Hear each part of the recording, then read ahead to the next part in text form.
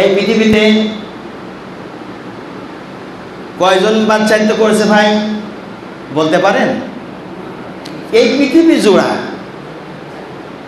মোট কয়জন বাচ্চায়িত্ব করেছে জানেন না? আজকে আমার কাছ থেকে শোনেন। আমি কিন্তু মাঝে মাঝে প্রশ্ন করব, উত্তর দিতে হবে, কারণ বক্তা যেমন শ্রোতা কিন্তু তেমনই হইতে হবে। কথা বলেন। আমার কিন্তু ইউটিউবেতে ওয়াজ যায়, জুমার আলোচনা যায়, এই দুনিয়া মিলে মনে রাখবেন 4 জন ব্যক্তি বাদশাহিত্য করেছিল তাম পৃথিবী লয়ে। কয়জন? মুখস্থ করে ফেলাবেন, কাজে লাগবে, সময় কাজে লাগবে, ইনশাল্লাহ কাজে লাগবে। সারা পৃথিবী মিলে 4 জন ব্যক্তি বাদশাহিত্য করেছিল, তার মধ্যে হযরতে সুলাইমান আলাইহিস সালাম মুসলমানের মধ্যে 1 নম্বর যিনি ছিলেন তিনি হযরতে সুলাইমান আলাইহিস সালাম।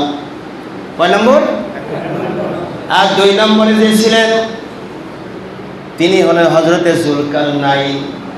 হযরতে জুলকারনাইন, তার ব্যাপারে দ্বিমত পোষণ করা হয়েছে। আমি এখনো পাইনি তিনি নবী ছিলেন নাকি, এটা আমার কাছে এখন স্পষ্ট হয় নাই। নবী ছিলেন না রাসূল ছিলেন নাকি সাধারণ মানুষের, এটা আমার কাছে এখন স্পষ্ট হয় নাই। এটা আমি এখনো পাইনি কোনোখানে, কোনো আলেমের মুখও আমি শুনি নাই, আমার শায়েখদের মুখও আমি শুনি নাই। যার কারণে তার ব্যাপারে শুধু মুসলমান ছিল এইটুকু বলি, এর বেশি আমি বলি না। তাহলে 1 নম্বরে এই পৃথিবী বা শাসন যিনি করেন তিনি হযরতে সুলাইমান আলাইহিস সালাম। 2 নম্বরে যিনি শাসন করেছেন তিনি হযরতে জুলকারনাইন। মুসলমানের মধ্যে কয়জন গেল ভাই? 2 জন। বাকি থাকে কয়জন? 2 জন। এই 2 জন কাফের। তার মধ্যে বক্তে নসর কাফের ছিল। 1 নম্বরে ছিল বক্তে নসর। 1 নম্বর কে ছিল? বক্তে নসর। বক্তে নসর এ হলো কাফের ছিল, তাম পৃথিবী মিলে শাসন করেছিল বক্তে নসর।